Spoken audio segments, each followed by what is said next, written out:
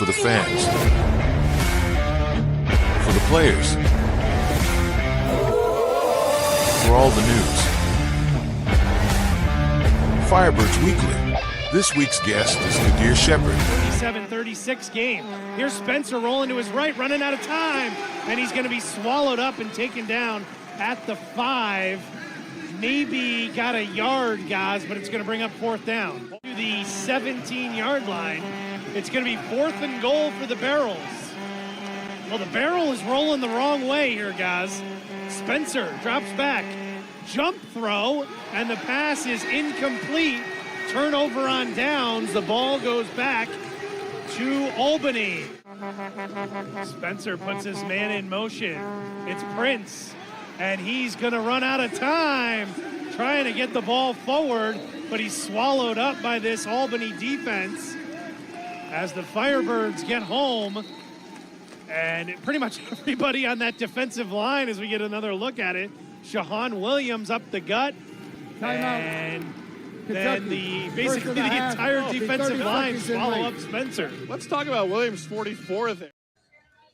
Welcome to Firebirds Weekly. We are at Cuginos Pizzeria here at 240 Broadway in Rensselaer. We are happy to be here on a Tuesday night. We have our guest here, new defensive lineman, one of the stars of the show, Qaadir Sheppard. How are we doing tonight? Doing good. Glad to be here. So right out of the gate, we saw the highlight package. Did you get credit with that sack? The very last one, do you know? They give it to Shaheen, I think.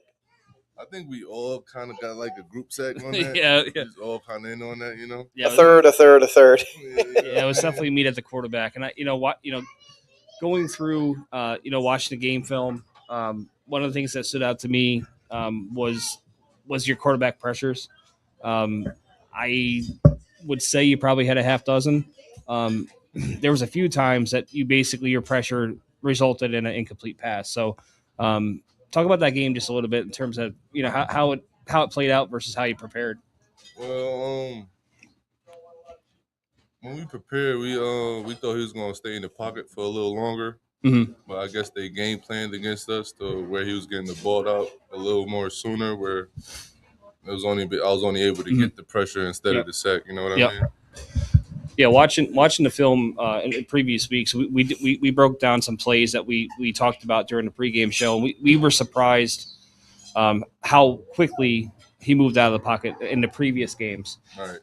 He liked to play a lot on the edge. He liked to throw, against the grain. He liked to do some off-schedule stuff, and I think you guys did a really good job of boxing him in there. And I also felt like their playmakers never really had a chance to get going in that game. Absolutely. Collectively, as a D-line, we just wanted to pressure the quarterback as much as possible, get in his face, get him uncomfortable, get him off his game, He was super uncomfortable. Yes, sir. Like, you didn't really notice it, watching it, but then you watched it back. Like some of the videos that we had taken, especially from the end zone. I mean, he was like, "Man, get me out of here!" Like, he was very uncomfortable. Yeah, he doesn't want to be hit by us too many times, No doubt. Talk about the atmosphere in Albany. Undefeated team versus undefeated team. What was it like? You've been in a lot of different situations. What was it like playing at MVP Arena with 3,500 people? Going crazy there. Well, it definitely gave me that SEC feeling. Big time football, big time rivalry. So it was a great feeling to be out there with the fans. And get a good win. When this league is obviously much different than the outdoor game. Right. It moves that much faster. So it's not, being able to line up on the edge, and be able to work your moves. And it's a quick thing. Talk about just the difference that you've seen here in the first few weeks, of how your game has evolved because of the speed of the game in the arena. Right. Well, like you said, since it's so much quicker, I have to do my moves so much faster to get to the quarterback, which is eventually going to help me if I do go back outdoors, Well, I think it was interesting to see too, as a pass rusher, you must get super frustrated. I mean, you've had a ton of success. I mean, I think you lead the team in sacks. I think I saw 4. I think it's interesting, almost, I don't want to say ineffective, but how difficult a bull rush is to be successful in the arena game. Like you literally have to bowl them over within the first 2 seconds, Yeah, or that's it. So you lose that rep. So being in this level, and have you had to really kind of focus on the finesse moves more so? I mean, has your game changed from the outdoor to indoor based on basically the player's clock? You know what I mean? Yeah, well, it definitely changes from the outdoor game. With this indoor game, as a defensive lineman, with the moves, we just have to disengage faster. So Right. you could bull if you want, but you can't bull as long as you would Right. outdoors. You know what I'm saying? You got to bull for like at least a second, Yep. and then disengage and to get to the quarterback. So you guys get to 5-0, the only undefeated team left, and you guys have a game next week, and then the bye, and then you have your next home game on the 30th. Just talk about this next couple of weeks, and just kind of trying to get this win going on the road, and then coming home for the bye, and then kind of continuing the year. Well, we start every week 1-0. You know what I'm saying? So we try to prepare for each team as we go. We never try to look past an opponent. Try to prepare every day. You know what I'm saying? I got another question. I think that's kind of interesting, and we've seen this year the Firebirds get hit by the injury bug pretty good. Defensive line, linebackers, defensive backs. Talk about just all that turnover, and every week coming out, and it doesn't matter who's in there. Guys are contributing, guys are getting the job done. No matter what the name is on the back. Well, we all went through a pretty hard camp, so we all knew we was gonna have a couple injuries. But since we were such a great group of guys, and so we all just get through it together. We all pick each other up when we're down. What's been your favorite part of being here in Albany so far in this first couple of months that you've been up here? Just the culture, just the winning culture around. I haven't really been around a winning team like that per se. So just being around a winning team and seeing how things are done really gets me motivated. So before we somehow forget it, we got to talk about your hat. Go Knicks, go New York, go! Yes, sir. Yes, sir. Fresh off the sweep. Yep. You're yeah, we're kind enough to go back and forth with that poster that Mitchell Robinson put Embiid on a poster. I don't know. On a poster, man. Yeah, no, that's awesome, man. So he's being from the Bronx, obviously the New York City basketball scene must be a big part of your life. Man, I grew up playing basketball. Basketball was actually my first love. So I love basketball, man. So talk about growing up in New York City. I mean, obviously, people say New York and they immediately think New York City versus up here. But yeah. What was it like growing up in the city and in the Bronx? Well, the Bronx, it's a rough area, so you got to be on your P's and Q's and everything. But luckily, I had a great father, great family, great mom and dad in my life. Keep me playing sports, keep me out of trouble. So they always kept me on the right path, and then with them raising me right, I always found a right group of friends to stick around with to stay out of trouble. When did you start, playing football? Like, when did football come into your life, and who was kind of that catalyst? Was it, your dad, brothers, uncles, family, or a coach? My older brother started playing football first, so I was kind of watching him while I was playing basketball a little bit. I was around 6 years old, like 5, 6 years old. Mm-hmm. How old is your brother compared to you? He's 2 years older than me. Okay. Yeah. So after I seen him playing, I ended up wanting to play myself. My pops was like, "Yeah, you want to get into it? You got to be ready." So you feel me? I just hopped into it, and I loved it ever since. Did you get a chance to play with your brother at varsity or anything like that? But when I first started playing, since I was like a little overweight, I was bigger than most of the kids my size. I had to play with him on his team with the older kids. We hear that. Like, we talk to you guys, and it's like, oh, I was bigger, so I had to play, this position or that position, and that's it. That's pretty much the answer for the Pee-wees. So when you first started, what position did you play? Do you remember? I played linebacker. Okay. Center, guard. D tackle. And like nose guard. The youth coaches are like, aha, we got a good one here. We'll put him wherever the hell we want to put him. Yeah. Well, I also, in doing the research, I noticed that you were not a dual sport.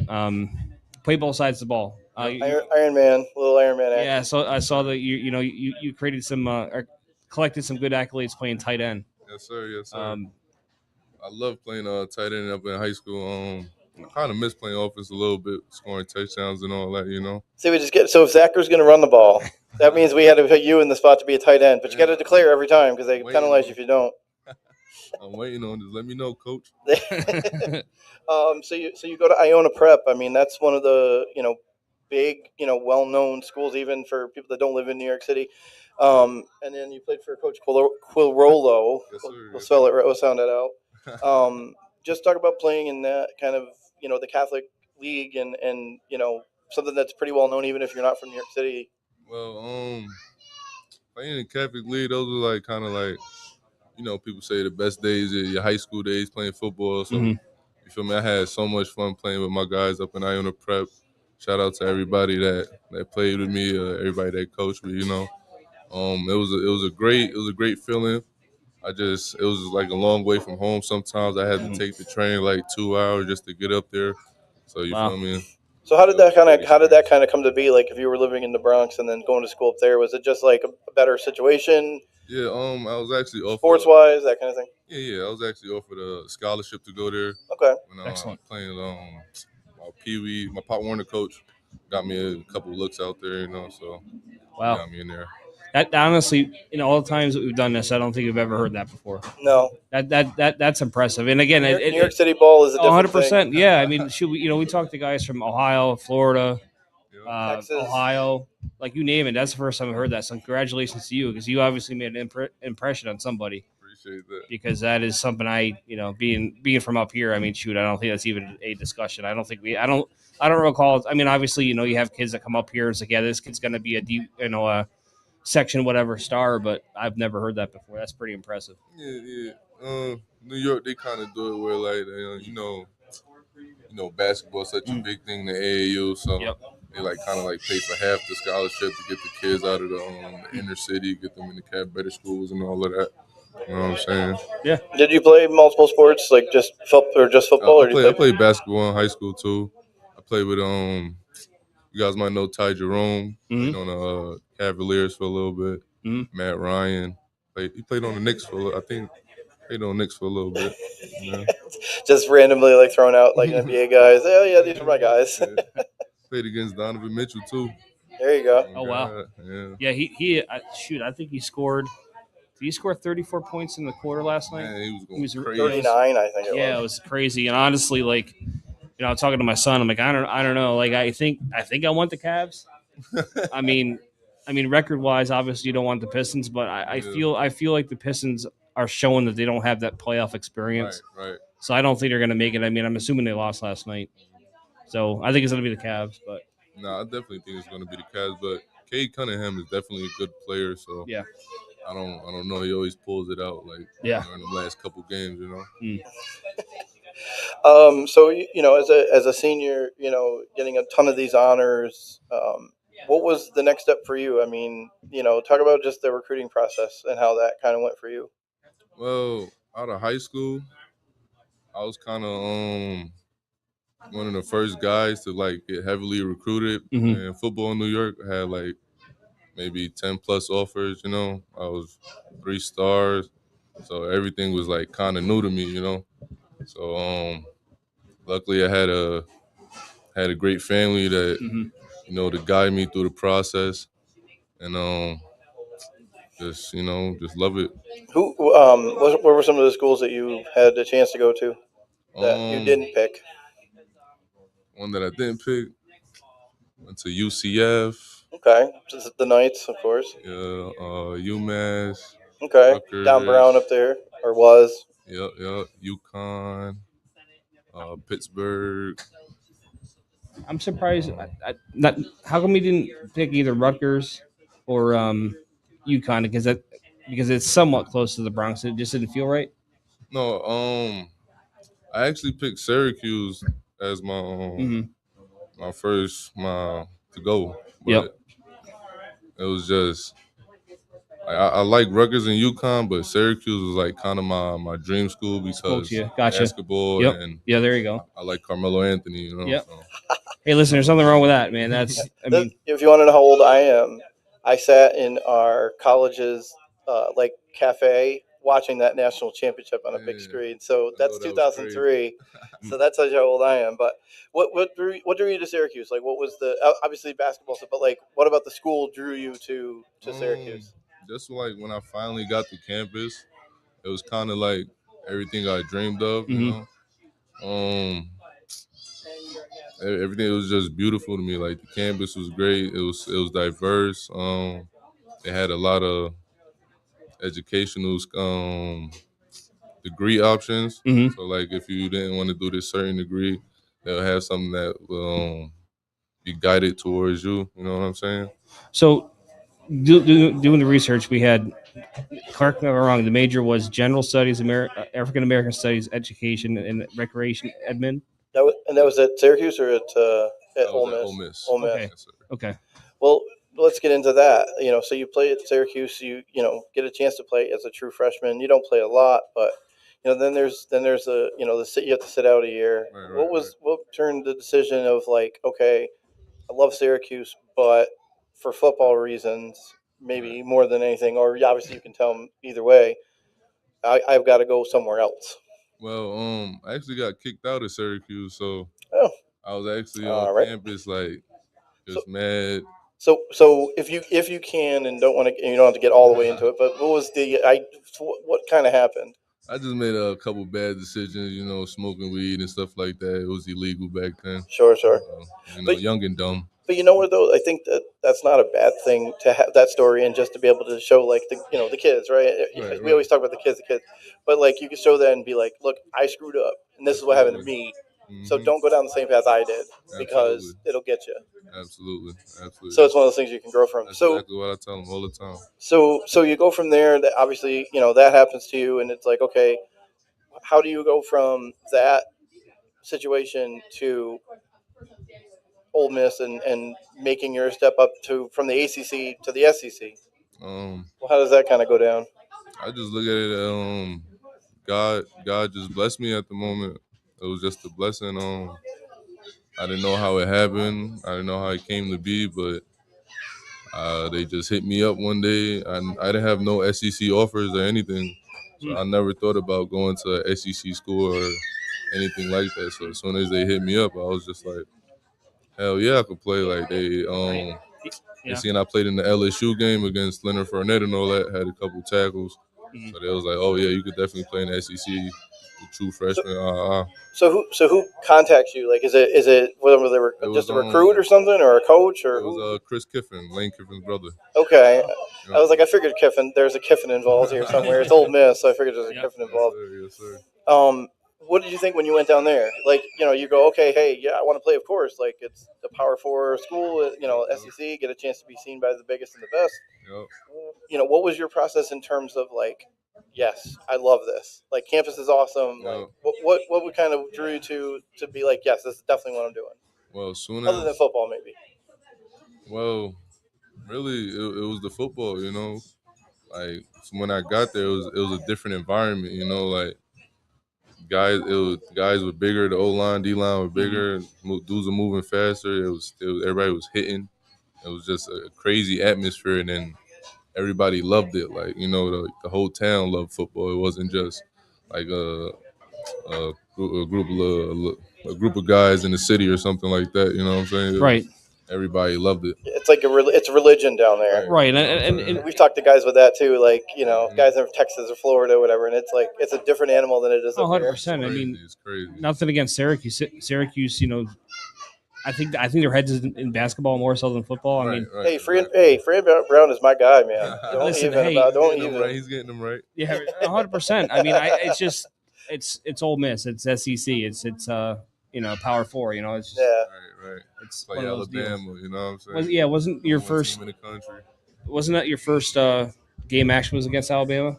Oh, That's what I read. Maybe it's not right, but that's what I read. I think that might have been my first starting game. Okay.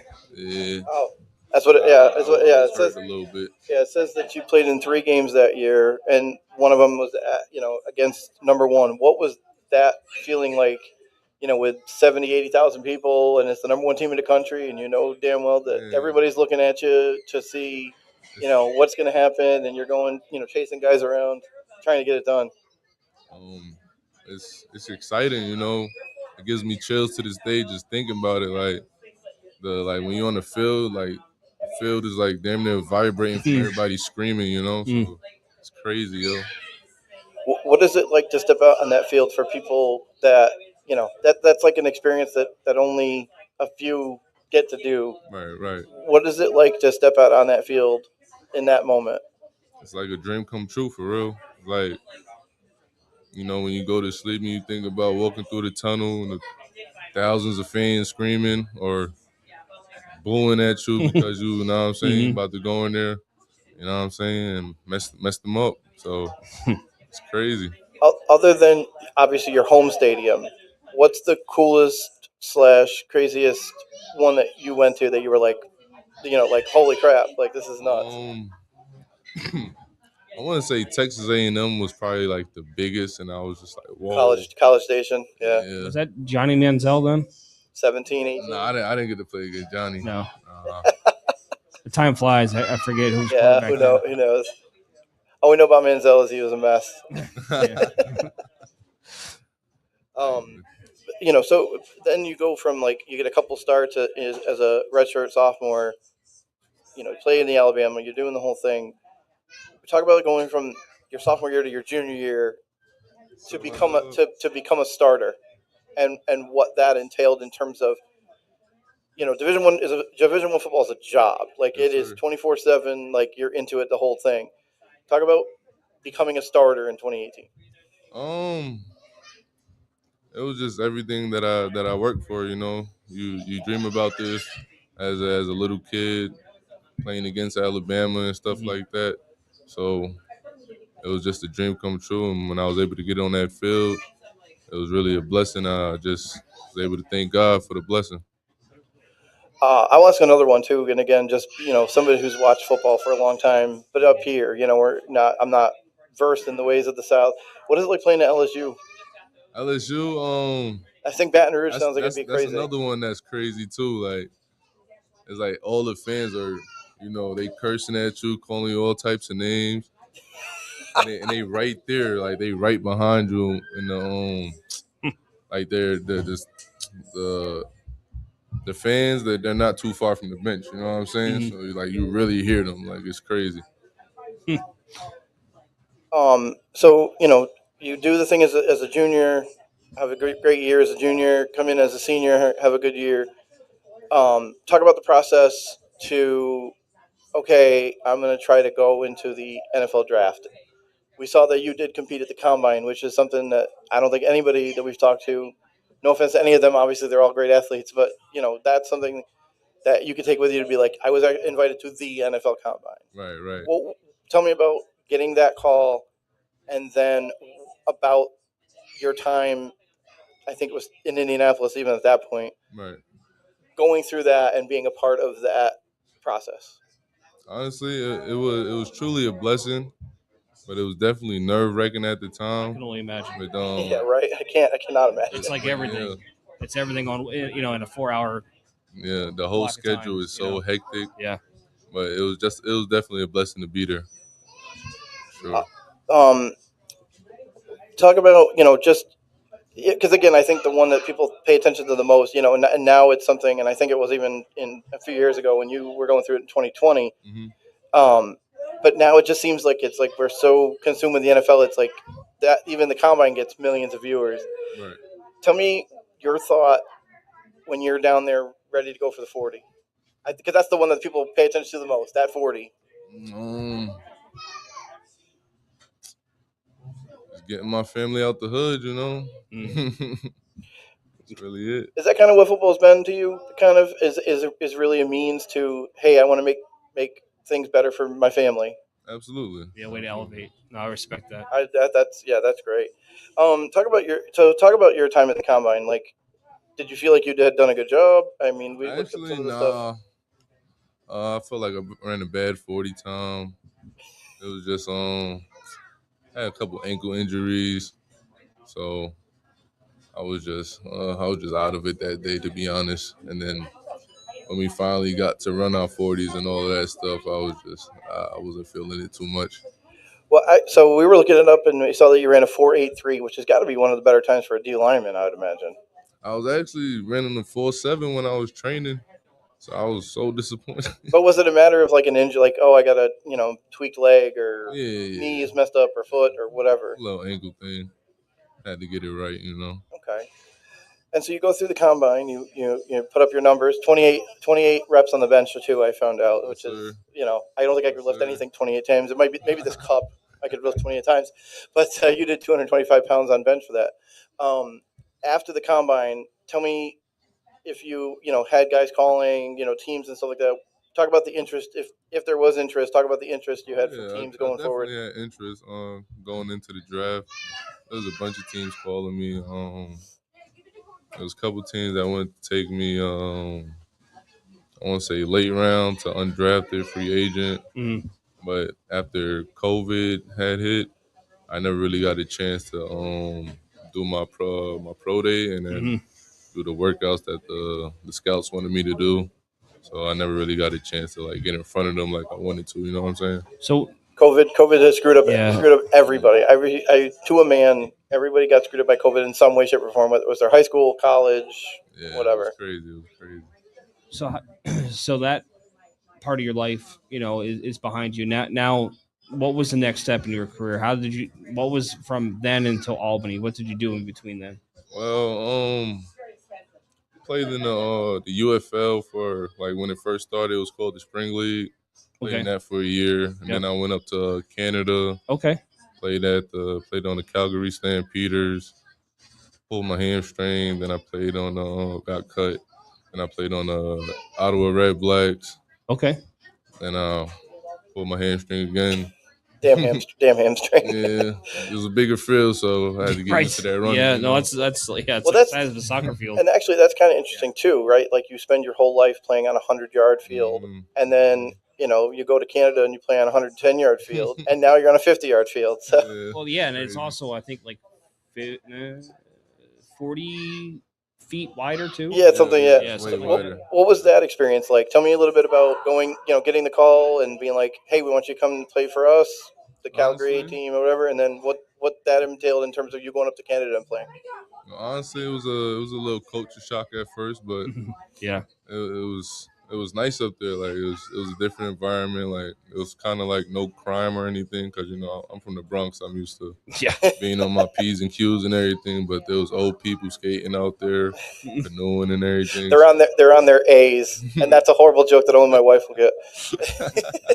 Nah, facts. I loved it. And because the CFL is like the next one down from the NFL. Right. Was it a kind of thing where you're like, hey, I want to show out to be able to show guys like, okay, whatever happened, it was COVID and we all got screwed up, whatever. But now I'm a couple years older, I'm a couple years better, stronger, whatever. Let me show myself. Absolutely. That was definitely a spot where I wanted to prove myself for sure. Well, I think at least for me, one of the most beautiful things about football, and it's probably the case for all sports, but the ability to see other cultures, the ability to have different experiences. Right. I am forever grateful for the time that I've had in organized sports because there's so many things that you wouldn't learn otherwise. I'm a middle class white guy from a small town. Like I wouldn't really have the ability to really get an idea what everyone else goes through. And then you get to meet some good people. And then you get to understand, where folks are coming from, and it makes you a better person. Mm-hmm. And like being able to see there's other things other than what's in front of you, I think that's a beautiful thing. That's a fact. I always say football took me all over America. Yep, and Canada.